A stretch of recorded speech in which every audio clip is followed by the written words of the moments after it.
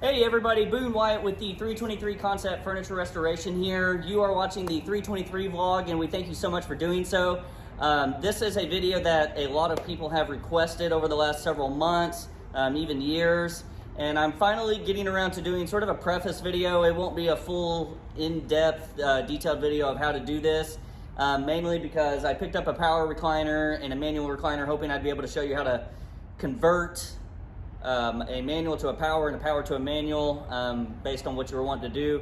But that's the thing about recliners. It's not going to be possible in all situations. But I'm going to sort of show you, at least between model to model, it's not possible. So that's the problem I ran into. But I do have the power recliner. The power recliner's next to this one. This is actually the manual recliner, and I just have a motor sitting in there right now. But that's what today's video is. Long story short, I'm going to show you what it would take to convert this manual recliner into a power recliner and vice versa. So hopefully this video will give you a little bit more insight on what that would take, and we can sort of go from there. So without further ado, let's jump right in and take a look at it. Okay, so this is our manual recliner. It's just pretty basic, to be honest. This is just a frame piece I threw on there. But this is what this one looks like, and really the main thing I wanted to point out, what operates this chair is this square drive tube running through the middle of the recliner, this one here. That's a square drive tube, that's what that's called. All these other ones, like this one, these rounded ones, those are more just stabilizing. They keep the left side to the right side and vice versa. The square drive tube is what operates the back and forth motion on your recliner. So when you pull the handle on the side of your recliner, you're activating the square drive tube. And let me sort of get it open so you can sort of see. When you pull that handle, you are activating this lever right here. And if you backtrack on my video of how to diagnose manual and power recliner, I think I go over that. Or manual recliner, sorry. The power recliner has different functions, so you wouldn't see that in there. But when you pull the cable, let me do it actually. I'm pulling the cable on the side of the chair, this one here, and there's a long cable that runs through the arm of your sofa and runs to this lever. And when you pull it, if it's hooked up properly and doing its job, it's pulling that lever. Let me put the recliner back together now, so you can see how this works. Okay. So when you pull that lever, it's activating the mechanism here. It pushes this forward. So when you push this forward, it causes the whole thing to open. But what you're doing, this piece right here that it activates is connected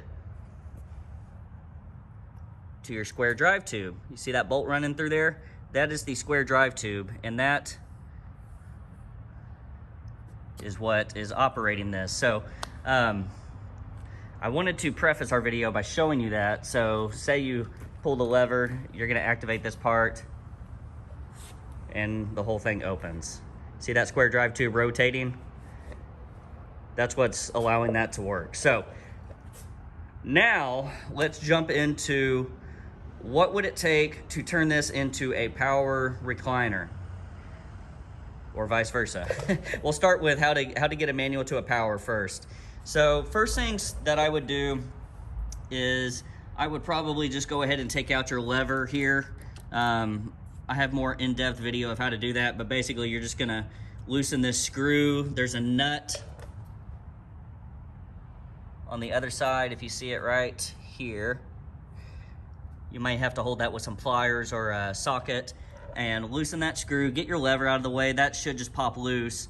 And your cable, it just pulls out of that hole that it's in. You can just sort of pull that out. And then your cable snaps into your frame. See if I can get some better lighting there for you. This cable also snaps into your metal frame.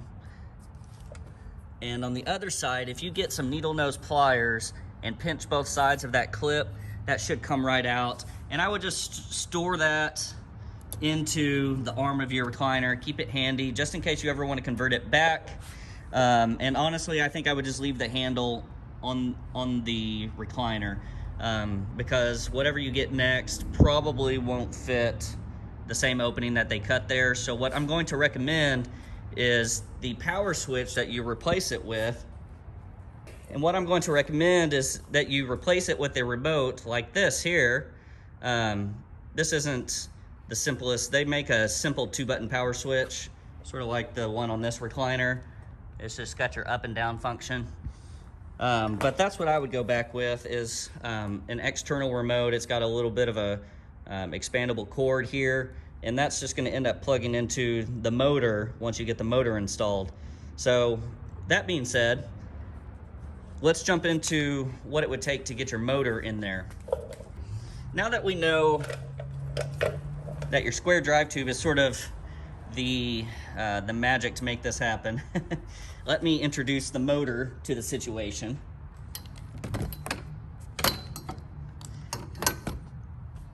This is our motor.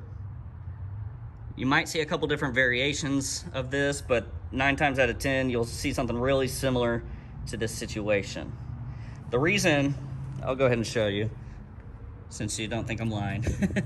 I was gonna use this, I bought a power recliner off of Craigslist, or Facebook rather, to show y'all how to do this, but this one is a just completely separate style. It mounts completely different, it's built different, so there was no way of me showing you on that unit how to convert it. So this one, however, is a much more common style. The only problem I ran across on this one that wasn't allowing me to demonstrate it is this tubing that runs across on the front and rear isn't the style that I typically see. So like I said, so if you were converting this model here, you would have to redesign your tubing on the front and rear with something very similar to this piece. This is one I had pulled off of a recliner a long time ago.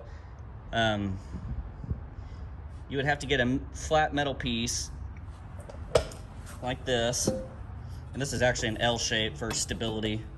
But if you see, 2 holes mount to your metal floor skids, but this one's a different size. So if I were going to try to use this one, I would center my 4 holes that mount to my motor, and I would have to, it looks like this side works, but I would have to drill out 2 new holes for this side to mount this side into. And you could reuse these bolts. These are all universal from what I've seen. And then you would need this same type of bracket for the top piece. And this is just, like I said, I know this isn't an ideal situation. There would be a lot more work on this one than a typical, but like I said, not all of them are convertible, but this sort of gives you an idea of what it would take. So, and basically why you need this is you need something for your motor to mount to. So once that's installed to your left and your right, your motor would install, it's got 2 threaded inserts built into the motor on the top and rear. And sometimes you'll see a different style motor. Let me see if I've got one. And this is the other motor I was mentioning. Sometimes it'll have a bracket on the end or a mount like this, and it would run, this is the older style, and unfortunately one of the more common ones I see online, they don't, this one's, the one with the threaded inserts built into the motor aren't as common yet online from what I've seen. But I'll find a vendor and I'll post it in the video description where you can find them if you're interested. My thought is they're probably going to have them at reclinerhandles.com. I've seen a lot of good recliner parts sold there. But the older style, they have this. So what does that do? I mean, once you have this mounted, this L-shaped bracket down here, sometimes there used to be another bracket that would attach to this, and basically this would just sort of insert into it, and you wouldn't even have to fasten this part of it. And then the top part it wasn't threaded, so you would have to run a nut and bolt through that. So if you can get away from not using that style, that would be best for you. But let's continue on with this new style. So okay, so you would have to fabricate your L-shaped bracket, or find them online. eBay is a good source, or you can check Recliner Handles, see if they've got one. They may. And once you have that, you mount that to the front and the rear, and you're able to attach your motor, but you're going to need a set of hardware to do so. So I'll see if I can find a source for the screw hardware to do so, because it's probably not something you can find at the big box store. You might be able to get away with some lag screws to go in there, but I would recommend trying to find one specifically for recliners, just to be safe. But once you get your motor mounted to the front and rear, the only other thing, which is actually probably the most important thing, is to mount your motor to your square drive tube. So whatever motor you purchase, and this is why I don't recommend people do this, that it just takes so long, and it's hard to find the parts. Mainly, if you could readily find a motor, the bracket that I mentioned that goes here, all the hardware, then it would be a lot easier. But in my experience, the parts are hard to come by as of yet. So basically you need these motor mounts, and those just attach directly to the side of your plastic housing here. And from there, those are going to attach to your square drive tube. Something similar to that. As you can see, it wouldn't work on this square drive tube because there's no holes drilled into it.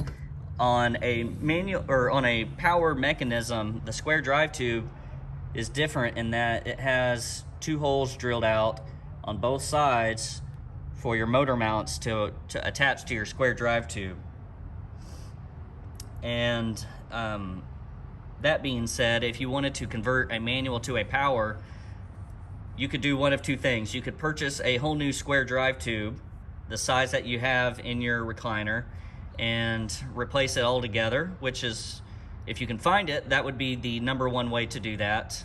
The second way is if you're handy and want to pull out the square drive tube you've got, you would have to, once you get your motor installed to the top, to the front and rear, is line up where your motor mounts go on here, mark it, and drill it out using a drill press with a good bimetal bit or metal bit, titanium bit, something that is going to go through your still. On a side note, if your square drive tube breaks, this is sort of a separate note. If it breaks, I have had success using store-bought models. If you can find a square drive tube, like at Lowe's or Home Depot, and they have a section full of metal supplies, and I've found metal tubing in there before. You can get replacements there, but if you can find, I would take out what you've got, measure it, see what size you've got, and measure it, and try to find that on a source like eBay or reclinerhandles.com. All right, so I hope that gives y'all a little bit better visual or understanding of what it would take to convert a manual mechanism into a power mechanism.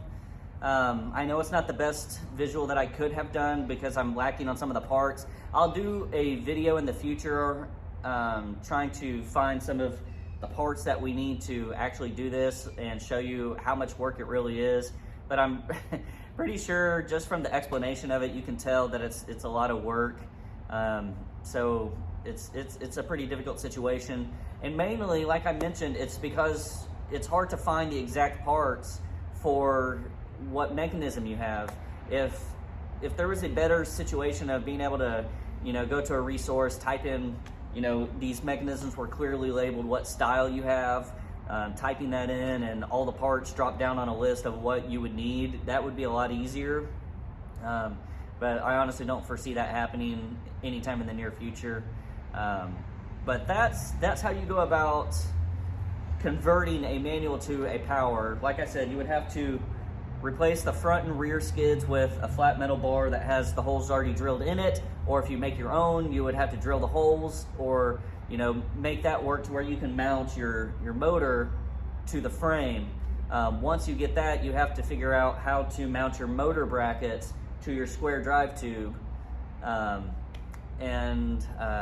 just comes from lining it up, marking it, removing your square drive tube, and getting a drill press and drilling through it, and then reinstalling everything. So if you're handy, a repair like that's probably going to take 2 to 3 hours.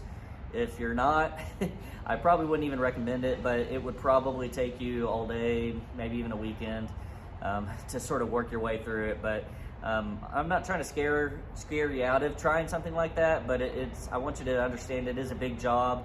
I've had at least half a dozen, probably even a dozen people ask me, how can I convert my manual mechanism into a power mechanism? And that's how you go about it. So I guess maybe a last and final way you could try, and I'll look this up and see if it's even a possibility, is purchasing a whole power mechanism, something that comes with the mechanism, the motor already installed in it, that you can just install in your unit. But I think the odds are going to be really, really slim of that, just because there's so many different widths, there's so many different style recliners that they really don't make them universal, unfortunately. So I mean, there are a lot that are the same, but the odds of them being the same are slim, if you sort of get my drift there. So that being said, let me just do a quick rundown. If you are converting a power to a manual, then you sort of get an idea just from the video of how that would happen. You would pull out your you would pull out your power parts, which is really just your motor bracket, your motor itself, and then you would have to find a manual handle.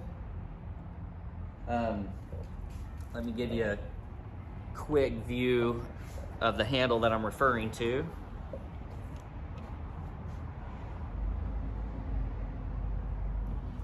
You would need a handle like that, and like I said, that's the one with the long cable that runs to the lever inside the mechanism. And you would have to find a lever that is compatible with your mechanism as well. So a lot of them, when I was installing a lot of mechanisms for the big furniture stores, they would send a powered mechanism and it needed to be manual, or a manual mechanism and it needed to be powered. Usually they would send a manual mechanism and it really needed to be powered. So I would have to swap out the drive tube, I would have to remove the lever. But it's the same thing. If you're swapping from a power to a manual, you don't necessarily have to replace your drive tube. You can just keep the one with all the holes in it. It shouldn't affect anything. It probably is a little bit weaker. And just as a side note, on your power mechanisms on that square drive tube, sometimes you'll see an L-shaped piece of steel that wraps around there to reinforce it and keep it stronger. So, but that being said, you can remove your motor and your power remote that you had installed. Get all that out of the way, and then basically from there, if you're converting to a manual, you really just have to worry about installing the handle and the lever that activates your mechanism, like I showed you at the first of the video. So I hope, I know it's a lot of talking and less visual, but I hope that sort of gives you an idea of what it takes. I was planning on showing you everything, but I just don't have the parts necessary today, so look for that in the future. And if y'all got any questions or comments, feel free to let me know in the comments of the video. I'll respond to everybody and get back with you. But I really hope you got some value out of the video, and I know it's not really a how-to video of showing you exactly what to do since we didn't have the parts, but I think it'll give you a good idea of what all it's going to take to convert it. So that being said, I hope you liked the video. If you did, help me out, smash that like button so other people will see it. That helps us out in the YouTube algorithm. And if you want to see future videos, we try to do one every week during holiday season. I know we've been slacking a little bit. We've been doing one every couple weeks. But we'll get back after the new year from vacation and hopefully start doing one a week again. And if you want to see those videos, this is what I was gonna say, is hit the subscribe button and the notification bell so you'll get updates on future videos. And we hope to see y'all in the future. Thanks, y'all. We'll see you again.